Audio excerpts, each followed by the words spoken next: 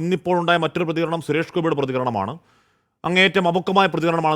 അത് പറയാനുള്ള കാരണം നമ്മൾ ഈ പറയുന്നത് പോലെ കേരളത്തിൽ നിന്നല്ല രാജ്യത്ത് തന്നെ ഇത്തരമൊരു പഠനമുണ്ടായി. ആ പഠനം 5 വർഷക്കാലത്തോളം പൂഴ്ത്തിവെക്കപ്പെട്ട് അത് പുറത്തു വന്ന് അത് ചർച്ച ചെയ്യുന്ന സമയത്ത് എന്താണ് നമ്മുടെ കേരളത്തിൻ്റെ ഒരു കേന്ദ്രമന്ത്രിയുടെ പ്രതികരണം, തുടർ പ്രതികരണം എന്ന് കാണാം. നിങ്ങളുടെ മീഡിയയ്ക്കുള്ള ഒരു തീറ്റയാണത്. നിങ്ങളത് വെച്ച് കാശുണ്ടാക്കിക്കോളൂ, ഒരു കുഴപ്പമില്ല. പക്ഷേ ഒരു വലിയ സംവിധാനത്തിന് തകിടം മറിക്കുകയാണ് നിങ്ങൾ. ഈ വിഷയങ്ങളെല്ലാം കോടതിയിലുണ്ടെങ്കിൽ കോടതിക്ക് ബുദ്ധിയുണ്ട്, കോടതിക്ക് യുക്തിയുണ്ട്, കോടതി തീരുമാനമെടുക്കും. കോടതി വല്ലതും പറഞ്ഞോ മുകേഷിൻ്റെ കാര്യം? നിങ്ങൾ കോടതിയാണോ? അല്ലല്ലോ, കോടതി തീരുമാനിക്കും. എന്താണ് പറയാനുള്ളത്? ബിജെപി അധ്യക്ഷൻ താങ്കളുടെ നിലപാട് തള്ളിയിരിക്കുകയാണ്. എന്റെ വഴി എന്റെ അവകാശമാണ്. പ്ലീസ് മിനിസ്റ്റർ, ജനങ്ങൾക്ക് അറിയേണ്ട ചോദ്യങ്ങളാണ് ഞങ്ങൾ ചോദിക്കുന്നത്.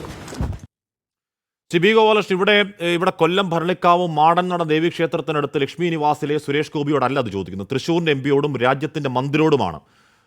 രാജ്യത്തുണ്ടായ ഏറ്റവും പ്രധാനപ്പെട്ട സിനിമാ മേഖല ഡെവലപ്മെന്റ് എന്നുള്ള നിലയ്ക്ക് ആ റിപ്പോർട്ടിനെ പറ്റി ചോദിക്കുന്നത്. അതിന് സുരേഷ് ഗോപിയുടെ മറുപടി അത് മാധ്യമങ്ങളുടെ തീറ്റയാണ്, നിങ്ങളത് വിറ്റ് പണം ഉണ്ടായിക്കോ എന്നുള്ളതാണ്. ശ്രീ ബി ഗോപാലകൃഷ്ണൻ, ഈ സുരേഷ് ഗോപി നിങ്ങൾ ഇവിടുത്തെ BJPക്ക് ഒരു ബാധ്യതയായോ?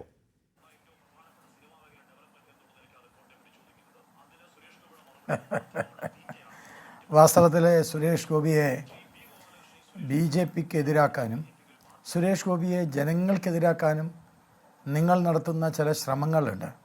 ആ ശ്രമങ്ങളെ ഞങ്ങൾ തിരിച്ചറിയുന്നുണ്ട്, ജനങ്ങളും തിരിച്ചറിയുന്നുണ്ട്. പക്ഷേ ഇന്നത്തെ വിഷയത്തിൽ കുറച്ചുകൂടെ അവധാനതയോടുകൂടി കാര്യങ്ങൾ പറയേണ്ടതായിരുന്നു സുരേഷ് ഗോപി എന്ന ഒരഭിപ്രായവും ഞങ്ങൾക്കുണ്ട്. കുറച്ചുകൂടെ അവധാനതയോട് കൂടിയിട്ട്. അതിന് 2-3 കാരണങ്ങളുണ്ട്. മിസ്റ്റർ ഹഷീം, അതിനൊരു സമയം തരണം. നമുക്കെല്ലാവർക്കും അറിയാം ഈ BJPയുടെ ഈ വിഷയത്തിലെ നിലപാട്. ആ നിലപാട് ഞങ്ങൾ വളരെ വ്യക്തമായിട്ട് സൂചിപ്പിച്ചിട്ടുണ്ട്. അമ്മ എന്ന് പറയുന്ന സംഘടന, ആ സംഘടനയുടെ പേരിന് കളങ്കം ചാർത്തിയിരിക്കുന്നു.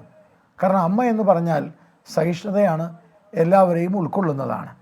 പക്ഷെ ഇവിടെ സിനിമാ മേഖലയിലെ ഒരു ഡിസ്ക്രിമിനേഷൻ, ഒരു എക്സ്പ്ലോയിറ്റേഷൻ അമ്മ നടത്തുന്നു എന്ന് പറഞ്ഞ് വ്യാപകമായ പ്രചരണമുണ്ടായപ്പോൾ അമ്മ സംഘടന പിരിച്ചുവിടണമെന്ന് പറഞ്ഞവരാണ് ഞങ്ങൾ. പക്ഷേ നിങ്ങളെപ്പോലെയുള്ള മാധ്യമപ്രവർത്തകർ കഴിഞ്ഞ ഇത്രയും ദിവസം ഞങ്ങളെ ക്ഷണിച്ചില്ല ചർച്ചയിൽ. അതെന്താ കാരണം? അതിന് കാരണമുണ്ടല്ലോ.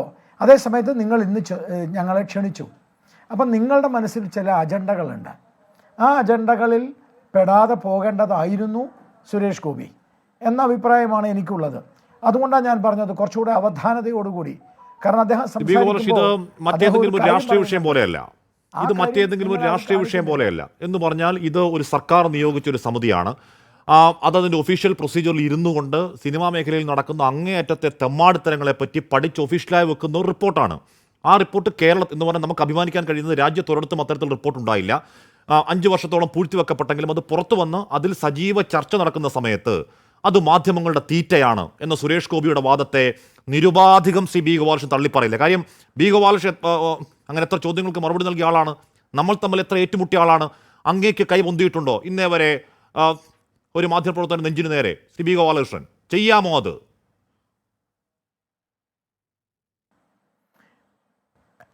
നിങ്ങൾ പറയുന്നത് തെറ്റാണ് ആഷ്മീൻ. ഏത് മാധ്യമപ്രവർത്തകർക്ക് നേരെയാണ് കൈ ഓങ്ങിയത്? നിങ്ങൾ പറയൂ, ഞാനൊന്ന് കേൾക്കട്ടെ. ഇന്ന് രാവിലെ മുതൽ, അതായത് ഈ സംഭവം നടന്ന സമയം മുതൽ നിങ്ങളുടെ ചർച്ചയിൽ ഞാൻ പങ്കെടുത്തിരുന്നു. നിരവധി ചാനൽ ചർച്ചയിൽ ഈ വിഷയത്തിൽ സംസാരിച്ചിരുന്നു.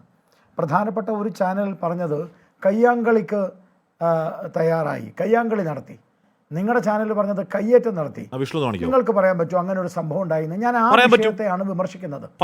കുറച്ച് ഒരു മിനിറ്റ് ഞാനൊന്ന് പറഞ്ഞോട്ടെ. വിഷ്വൽ കാണിക്കുന്നതിന് മുമ്പ് ഞാനൊന്ന് പറഞ്ഞോട്ടെ. പറഞ്ഞ് തീർന്നതിന് ശേഷം നിങ്ങൾ പറഞ്ഞോളൂ. എന്നോടാണല്ലോ ചോദിച്ചത്. ഞാൻ ഈ തൃശ്ശൂരിലുള്ള വ്യക്തിയാണ്.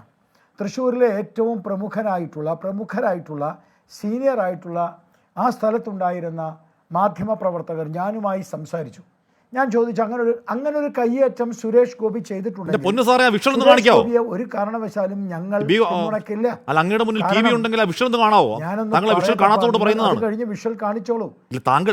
താങ്കൾ കേൾവി വഴി കേൾക്കുന്നതും നേരിട്ട് കാണുന്ന രണ്ടാണല്ലോ. ഈ വിഷ്വൽ രാവിലെ തൊട്ട് കണ്ടുകൊണ്ടിരിക്കല്ലേ. ഇല്ല, ശ്രീ ബി ഗോപാലകൃഷ്ണൻ, താങ്കൾക്ക് ആ ദൃശ്യം കണ്ടിട്ട് നോക്കൂ ഉന്നം വെച്ച് ഏതോ ഒരു മാധ്യമപ്രവർത്തനം നെഞ്ചിൽ നോക്കി തള്ളിയിട്ട് താങ്കൾ പറയുകയാണത് കയ്യേറ്റമല്ലെന്ന് പറയുകയാണ്. ഈ വിഷ്വൽ അങ്ങ് കാണുന്നുണ്ടോ ശ്രീ ബി ഗോപാലകൃഷ്ണൻ? ഈ വിഷ്വൽ കണ്ടാൽ അങ്ങക്ക് ആരെയും വിളിച്ചു നോക്കേണ്ട കാര്യമില്ല. ഞാനൊരു കാര്യം സംസാരിക്കാനായിട്ട് താങ്കൾ ചോദിച്ചതിന് ഉത്തരം പറയുമ്പോൾ താങ്കൾ വീണ്ടും ചോദ്യം ചോദിക്കരുത്. പണ്ടേ ഞാൻ പറയാറുണ്ട്, ഒരാൾ പറയുമ്പോൾ അത് പറയാൻ അനുവദിക്കേ. അതിനുശേഷം ഇതിപ്പോൾ നമ്മൾ തമ്മിലുള്ള വലിയ യുദ്ധമൊന്നും അല്ലല്ലോ. ഞാനൊന്ന് പറയട്ടെ എന്താണ് സംഭവം നടന്നത്. ഞാൻ ഒറ്റ കാര്യത്തിലാണല്ലോ നിങ്ങളോട് പറയുന്നത്, വിയോജിപ്പ്. അദ്ദേഹം നടത്തിയിട്ടുള്ള ആ പരാമർശമോ അല്ലെ അദ്ദേഹം നടത്തിയിട്ടുള്ള സ്റ്റേറ്റ്മെൻറ്റിൽ കുറച്ചുകൂടെ അവധാനത വേണ്ടിയിരുന്നു എന്ന് ഞാൻ വളരെ വ്യക്തമായി സൂചിപ്പിച്ചു നിങ്ങളോട്. BJPയുടെ സ്റ്റാൻഡ് വളരെ കൃത്യമായി കെ സുരേന്ദ്രൻ സൂചിപ്പിക്കുകയും ചെയ്തിട്ടുണ്ട്. ഞങ്ങളെ ഇന്നലെ വരെ അമ്മ പിരിച്ചുവിടണമെന്ന് പറഞ്ഞിട്ട് പോലും നിങ്ങളെപ്പോലെയുള്ള മാധ്യമപ്രവർത്തകർ കോൺഗ്രസ്സുകാരെയും CPM-കാരെയും മാത്രം വിളിച്ച് നിങ്ങൾ ചർച്ച നടത്തി, ഞങ്ങളെ ചർച്ചയ്ക്ക് പോലും വിളിച്ചിട്ടില്ല. ഇന്നത്തെ സംഭവത്തിൽ അവധാനത വേണമെന്ന് ആദ്യമായി പറഞ്ഞുകൊണ്ട് തന്നെ ഞാൻ പറയുന്നു, ഒരു കയ്യേറ്റവും ഒരു കയ്യാങ്കളിയും ഉണ്ടായിട്ടില്ല. ഉണ്ടായത് നിങ്ങൾ വേണം നോക്കിക്കോളൂ. അദ്ദേഹം നടന്നു വരുന്ന വഴിയിൽ ഇനിയും നിങ്ങൾ ഞാൻ പറഞ്ഞതിന് ശേഷം ദൃശ്യം കൽപ്പിക്കൂ, ഇനി ഞാൻ പറഞ്ഞതിന് ശേഷം ദൃശ്യം കാണിക്കൂ. അദ്ദേഹം വരുന്ന വഴിയിൽ മീഡിയ വണ്ണിൻ്റെ ലേഖകൻ അദ്ദേഹത്തിൻ്റെ ഡോറിൻ്റെ മുമ്പിൽ പോയി നിന്നു. ആ നമ്മുടെ നിങ്ങളുടെ സ്പീക്കറുമായിട്ട് അദ്ദേഹത്തിൻ്റെ മുമ്പിലേക്ക് വന്ന് ഏതാണ്ടൊരു തടയുന്ന രീതിയിൽ നിന്നു. അദ്ദേഹം കൈകൊണ്ട് മൈക്കിന്മേൽ ആ കൈകൊണ്ട് തട്ടി. സ്വാഭാവികമായും ആ കൈകൊണ്ട് അദ്ദേഹത്തെ ആ മൈക്കിന് പിടിച്ചു നിന്ന ആളെ അദ്ദേഹം ആ മൈക്കുമേലാണ് ചെയ്തത്. ഇത് ഞാൻ ഇന്നത്തെ സീനിയറായിട്ടുള്ള നിങ്ങളുടെ അടക്കമുള്ള, നിങ്ങളുടെ എന്ന് പറഞ്ഞാൽ ഞാൻ 24-ൻ്റെ അല്ല, മാധ്യമപ്രവർത്തകരുമായി സംസാരിച്ചതാണ്. മനസ്സിലായി? നിങ്ങൾ ആ വിഷ്വൽ നോക്കൂ. ഏതെങ്കിലും ഒരു വ്യക്തി ഇതാണ് സംഭവം. അദ്ദേഹം ആ കൈയാണ് തട്ടിയത്, അല്ലാണ്ട് ഒരിക്കലും അദ്ദേഹം ഉപദ്രവിച്ചിട്ടില്ല, കയ്യേറ്റം നടന്നിട്ടില്ല, കയ്യാങ്കളി നടന്നിട്ടില്ല. അതാണ് സത്യം. ആ മൈക്ക് മാറ്റാനുള്ള അവകാശം ഇല്ലേ? വഴി തടയാനുള്ള അവകാശമുണ്ടോ? ശ്രീ ബി ഗോപാലകൃഷ്ണൻ, അങ്ങ് ആ ദൃശ്യം കണ്ടിരുന്നുവെങ്കിൽ, അങ്ങ് ഇപ്പോഴും ആ ദൃശ്യം കണ്ടിട്ടില്ല. നമ്മുടെ സ്ക്രീനിൽ ആ ദൃശ്യം കാണുന്നുണ്ട്. ആ ദൃശ്യം കണ്ടിരുന്നുവെങ്കിൽ അങ്ങ് അവിടുത്തെ തലമുതിർന്ന മാധ്യമപ്രവർത്തകരെ വിളിച്ച് ചോദിക്കേണ്ടി വരുമായിരുന്നില്ല. ആ ദൃശ്യങ്ങളിൽ നിന്ന് വളരെ വ്യക്തമാണ്, ആരും സുരേഷ് ഗോപിയുടെ വഴി തടയുന്നില്ല. സുരേഷ് ഗോപിക്ക് കാറിലേക്ക് കയറാൻ ആരും പിടിച്ചു നിർത്തുന്നില്ല. സ്ക്രീനിൽ കാണുന്നുണ്ട്. ഇല്ല, സ്ക്രീനിൽ കാണുന്നുണ്ട്. ഈ സുരേഷ് ഗോപിക്ക് കാറിലേക്ക് കയറാൻ ആരും അദ്ദേഹത്തെ പിടിച്ചു നിർത്തുന്നില്ല.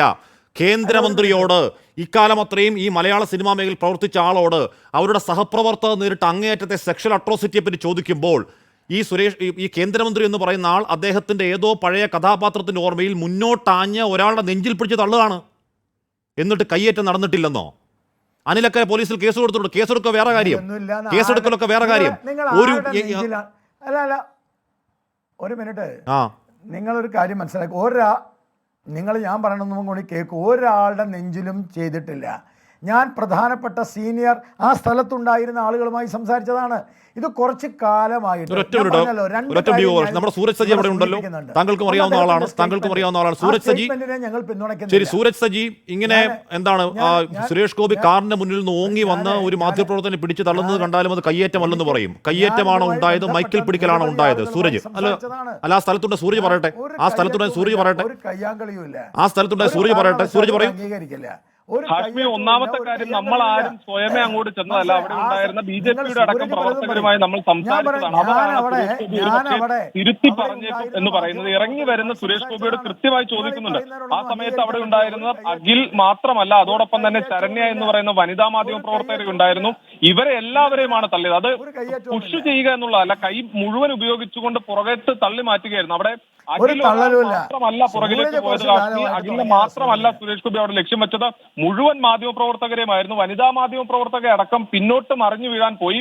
ആ സമയത്ത് അവിടെ ഉണ്ടായിരുന്ന സുരക്ഷാ ഉദ്യോഗസ്ഥരടക്കം ഈ പുറകിലേക്ക് പോയി. ഒരു തരത്തിലും ഈ കാറിന്റെ ഡോറിന് മുന്നിലേക്ക് ഒരു മാധ്യമപ്രവർത്തനം വന്നിട്ടില്ല. ആ ദൃശ്യങ്ങൾ കണ്ടാൽ തന്നെ അറിയാം, സുരേഷ് ഗോപിക്ക് സുഖമായി ആ കാറിന്റെ ഡോറ് തുറന്ന് കയറാൻ കഴിയും. ആ ദൃശ്യം നമ്മുടെ ദൃശ്യത്തിൽ തന്നെ വ്യക്തമാണ്. ആ കാറിന്റെ ഡോറ് ആരും വളഞ്ഞിട്ടില്ല. സുഖമായി അങ്ങോട്ട് കയറാൻ കഴിയുന്ന ഡോറാണ് ആ സമയത്തുണ്ടായിരുന്നത്. സുഖമായി തന്നെയാണ് അദ്ദേഹം അതിനുശേഷവും നടന്നു കയറിപ്പോയത്. അങ്ങനെ ഈ കാറിലേക്ക് കയറുന്നത് ഒരു മാധ്യമപ്രവർത്തനം തടസ്സപ്പെടുത്തിയിട്ടില്ല. ഈ ക്യാമറ ഉണ്ടായിരുന്ന പോലും ഈ ട്രൈപോഡിലാണ്. ട്രൈപോഡിൽ നിന്നൊരു ക്യാമറ ലോക്ക് ചെയ്ത് വെച്ചിരിക്കുന്ന ക്യാമറ മിനിമം അവിടെ നിന്ന് എടുക്കണമെങ്കിൽ പോലും എത്ര സമയമെടുക്കും എന്നുള്ള ഹാഷ്മിക്ക് ഉൾപ്പെടെ അറിയാവുന്നതാണ്. ആ ക്യാമറ പോലും അവിടെ നിന്ന് എടുക്കാനുള്ള സൂരജ് ഞാൻ പറഞ്ഞത് ബി ഗോപാലകൃഷ്ണൻ അത് മനസ്സിലാക്കണം എന്ന് ആഗ്രഹിച്ചാലേ മനസ്സിലാകൂ. അതല്ലാതെ ഈ കാണുന്ന എന്താണ് ഞാൻ മര്യാദയുടെ വാക്യം പ്രയോഗിക്കുന്നില്ല. ഈ കേന്ദ്രമന്ത്രിയുടെ അങ്ങേയറ്റത്തെ അപക്വമായ അമച്ചറായി ഈ നടപടി കയ്യേറ്റമല്ല എന്ന് പകൽ വെളിച്ചത്തിൽ കാണുമ്പോൾ ബി ഗോപാലകൃഷ്ണൻ കയ്യേറ്റമല്ല, അത് മൈക്കിൽ പിടിച്ച് തള്ളിയതാണ് എന്നൊക്കെ പറഞ്ഞാൽ എനിക്ക് തിരുത്താൻ കഴിയില്ല. കാര്യം ദൃശ്യം പ്രേക്ഷകർ കാണുകയാണ്. ശ്രീ ബി ഗോപാലകൃഷ്ണൻ ഞാനൊന്ന് പറയട്ടെ. പറഞ്ഞോളൂ. ആഷ്മി നിങ്ങളുടെ ലേഖകൻ, നിങ്ങളുടെ ഈ ദൃശ്യത്തിൽ ഞാൻ വളരെ കൃത്യമായ ഒരു കാര്യം പറയാം. നിങ്ങളുടെ ലേഖകൻ സൂരജ് നിൽക്കുന്നത് എവിടെയാന്ന് നോക്കൂ. സൂരജ് നിൽക്കുന്നത് ഈ ദൃശ്യത്തിൽ സുരേഷ് ഗോപിയുടെ പുറകിലാണ്. സുരേഷ് ഗോപിയുടെ പുറകിൽ നിൽക്കുന്ന സുരേഷ് ഗോപി മുന്നിൽ നിൽക്കുന്ന മാധ്യമപ്രവർത്തകരെയും തള്ളി എന്ന് പറയുന്നത് സൂരജ് കുറച്ച് പരിപാടിയാ സുരേഷ് ഗോപിക്കെതിരെ. കോടതിയിൽ വാദിക്കുന്ന വക്കീൽ, അങ്ങ് ഒരുപാട് കേസുകൾ വാദിക്കുന്ന വക്കീലല്ലേ ബി ഗോപാലകൃഷ്ണൻ? എനിക്ക് നന്നായിട്ട് അറിയാം സൂരജിനെ. അങ്ങ് ഒരുപാട് പ്രധാനപ്പെട്ട കേസുകൾ വാദിക്കുന്ന വക്കീലല്ലേ ശ്രീ ബി ഗോപാലകൃഷ്ണൻ? അങ്ങ് ഇത്ര ബാലിശമായ വാദിപ്പോ വിട്ടേക്ക്. ശരി സൂരജ് എവിടെ നിൽക്കണം നോക്ക്. സാർ അഡ്വക്കേറ്റ് ബി ഗോപാലകൃഷ്ണൻ അങ്ങ് കോടതിയിൽ ഒരുപാട് സൂരജ് കുറച്ച് സാർ സൂരജിന്റെ ക്യാമറ ഫ്രണ്ടിൽ നിന്നാ കാണുന്നേ.